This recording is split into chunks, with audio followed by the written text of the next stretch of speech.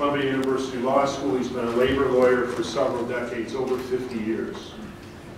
First with the NLRB, and then with the nationally renowned labor and employment law boutique of Bernstein, Sharon Stein, until 2004. There he learned his craft under the careful tutelage of David Benatar, one of the giants in our industry.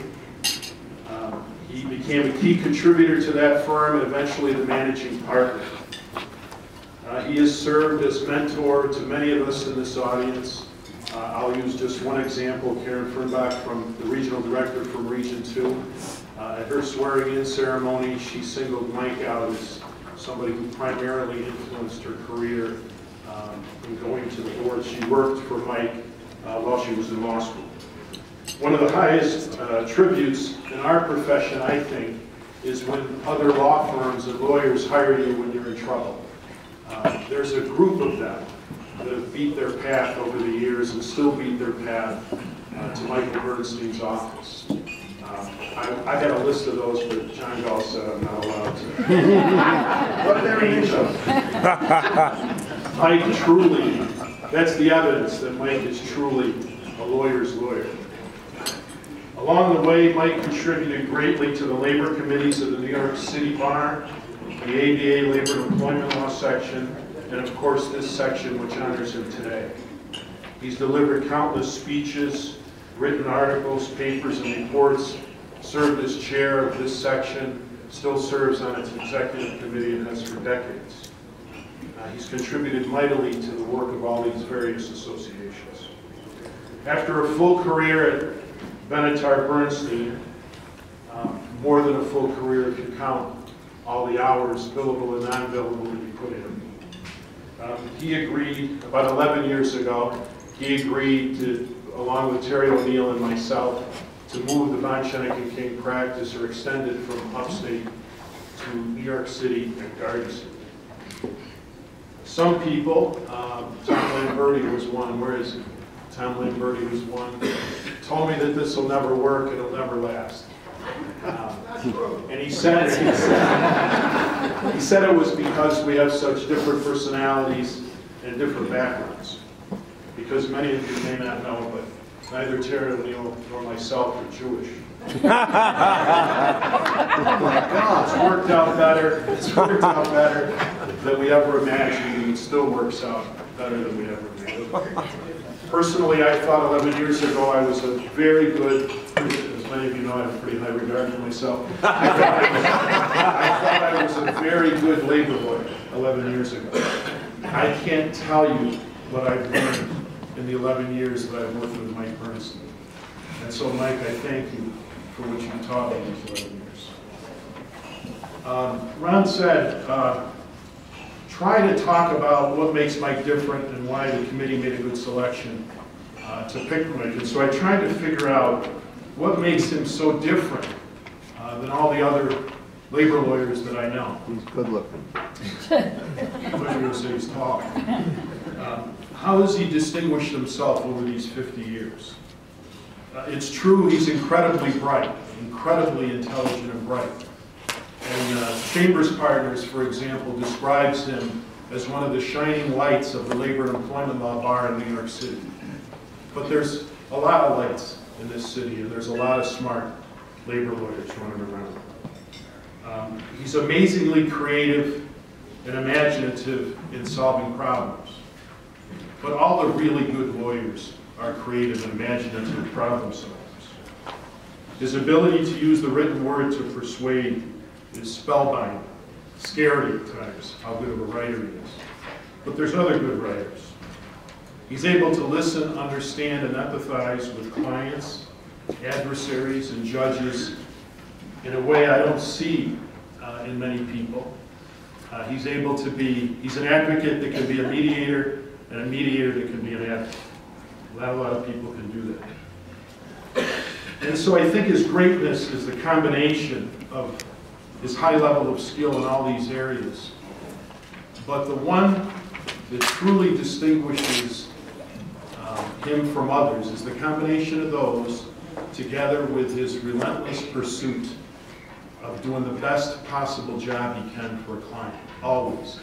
I remember reading a story about Joe DiMaggio once, who played in a game after the Yankees in the old days and cinched the pennant. And the game didn't count for anything. And during the game, he tried to stretch a single into a double, slid into second base, and he was thrown out. And when he came back to the dugout, one of the younger players said to him, "You know, the game doesn't count. Why did you try to stretch that single into a double?" And DiMaggio turned to him and said, "Because there's people here today that'll only see me play once in their lives, so I always have to play the best I can." And that's how Mike is. It doesn't matter how small the case is, doesn't matter who the client is. There's an adversary on the other side, there's judges, there's arbitrators, there's mediators. He's always sending a message that he only runs at one speed. It's the pursuit of excellence. It's trying to always, always do the best job that he can. That persistence is unbelievable. He always leads, still leads the office in the most all-nighters. His assistant, Doretta, is here. She can attest to it because she ends up typing throughout all those nights when it happens. And he does that with no fanfare. He doesn't even tell anybody he's done it. Sometimes I'll go in the coffee room, for example, and he tells me about a new case he's got, gives me a brief overview of the facts, and it's just a disaster of a case. It's indefensible. It's a case where you say to yourself, somebody needs to settle this by putting a bullet in the head of this case. It has to go away. This case is awful. And as I get my coffee and start to leave, I hear him mumbling about some esoteric defense and some Latin phraseology about how he's going to defend this and turn it around. And in my mind, as I walk out, I picture the plaintiff's lawyer and shake my head and say, the poor bastard doesn't know what's coming. Because Mike's not going to let go. He's just not going to let go, no matter what the odds look like. I want to congratulate the committee and thank the committee for selecting Mike for this well-deserved honor. He made a great selection.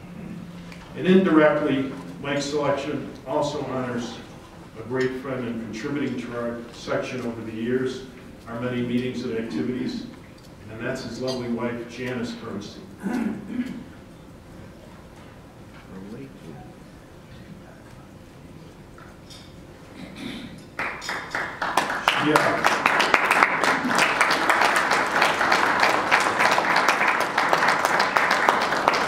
She had a great deal to do with the success and life achievements of Mike Bernstein. And if she were here, Mike, she would say, well done and well lived. Please help me congratulate Mike on this.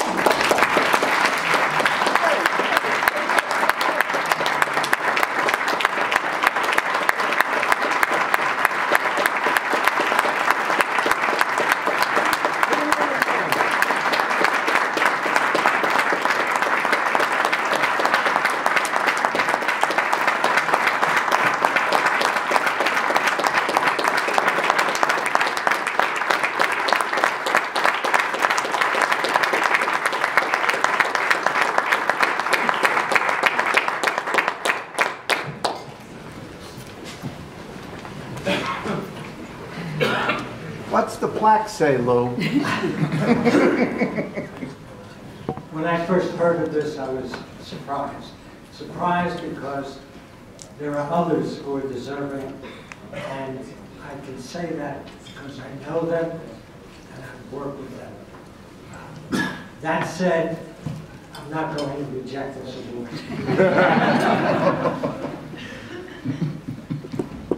In trying to think, I only have a few moments. How does one even begin to talk about lifetime achievement in a few moments? And I really agonized over how to do this. So I jotted down different buzzwords that occurred to me.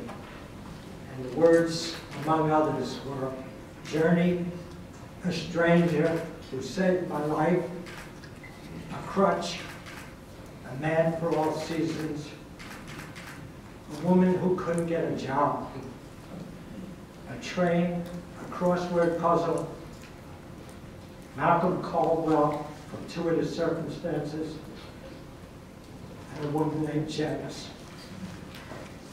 Let me explain. I have an ego as much as anybody, and I take great pride in my achievements. But this is not about achievements, and to me, life has never been about achievements. It's about the journey and the twists and turns and what happens and how you deal with that. There's an article that was written in January, a column, David Brooks, on meaning. And I commend it to you, and I commended it to others, and I tell them, read it, see if you can pick out one sentence in that column that you think defines you. I think it's an exercise worthwhile. And the reason I talk about the journey is, if you look at these words, you'll begin to understand. I've just picked out a few that have been very meaningful in my journey. So the first one is a stranger who saved my life. 55 years ago, I took my first exam at Columbia, and because of a personal circumstance in my life, all I could think about during the exam was, do I want to be a lawyer, do I not? And I didn't even pay attention to the exam. I walked out, and I decided I'd flunk that exam. I started walking the streets of New York, trying to decide what I'm going to do. And I decided I'm going to drop out, and if I decide to pursue the law, I will come back the next year. Fate, fortuitous circumstances. I bumped into a classmate. I didn't really know him very well. He would become my roommate the next year. And I guess I had a hang-dog look at him. I said, what's the matter? And I told him, and he said, I had some problems early on in the semester. I saw this dean, he was terrific, go see him. Went to see him. I caught him as he was going out the door, fortuitous circumstances. He said, what's this about? I told him. He said, just a minute. Took me inside. Gets on the phone, calls his wife, I'll be home late. Sit down, he asked me again to explain. I tell him I'm going to drop out, and if I decide to pursue the law, I'll come back next year. So he says to me, if you drop out, we're not taking you back. Cold water, he took my crutch away. It's like, I had no options at that point. And then, in a very quiet way, he discussed it with me, and he said, you know, this man didn't know me, didn't know anything about me. He said, I'll bet you did terribly on the exam. He said, but I'll bet you didn't fail it. You probably did as poorly as you can do without failing. And then he said, and I'll bet you know the rest of your stuff, as we know the next exams were succeeding days. He said, go back to your room, just look at the table of contents, nothing else. He said, you'll be surprised, it all falls into place. Went back to my room because I realized I had no option. I did that. And sure enough, I get the grades back. I got the lowest grade you can get without failing in the first one, and I did well on the succeeding exams. But for that man, and this is the irony of this award, I wouldn't even be standing here today. He saved my life professionally. And so James Gifford, Dean James Gifford, deceased, I thanked him, and I thank him again. Second aspect, a man for all seasons. Through fortuitous circumstances, I ended up working for, as Lou indicated, David L. Benetton. He was a pioneer in this field. He was the greatest, most creative lawyer I've ever met. A man for all seasons. He was a writer, a poet. He was a great litigator. He was interested in so many different things. But most importantly, in the context of this award, He believed in the idea of a community lawyer. He believed in the idea that a lawyer should give back to the profession and to the community. He never told me to do these things, but he showed me. He led by example. And he was the one who suggested you might want to join a Bar Association committee. He's the one who got me involved and led me to this path. And as a result of that, I've had the opportunity to sit at the feet of some of the giants in our field, to serve on committees with them, to see how they think, talking about people across the aisle, same side of the aisle, neutrals. I gained the respect and understanding and perspective, and I've tried to pass that on to others since, and I urge you to do the same.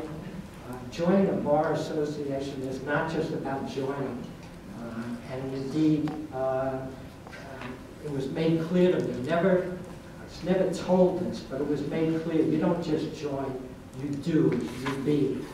And in doing that, you learn so much, but you also feel so much better about who you are and what you do as a lawyer. I get very thin-skinned about lawyer jokes.